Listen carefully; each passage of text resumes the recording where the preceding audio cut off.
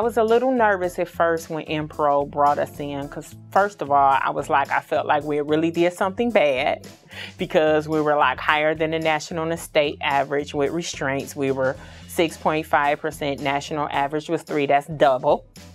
So it's like I was leery, and I think all the facility was leery. It's like we were really doing something wrong. When the program first began, our seniors were terrified of restraints reduction because our restraints really were seatbelts. That's what, at that point, that's all the restraints were, and it was seatbelts.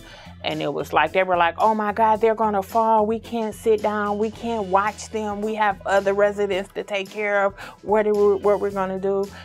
When you sit in your office or you're just reviewing the chart, you just think one way.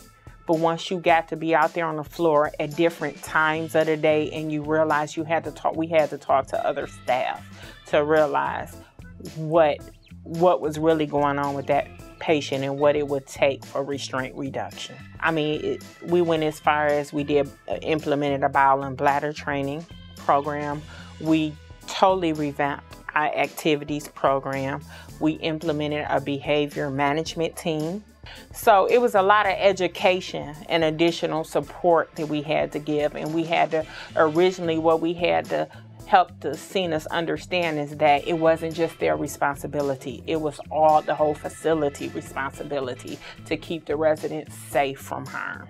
MPRO helped us identify that it took a village. It took everybody. One person could not just sit in the office and make these decisions. I definitely would recommend my peers and our colleagues to work with MPRO because the support that they gave us was unparalleled.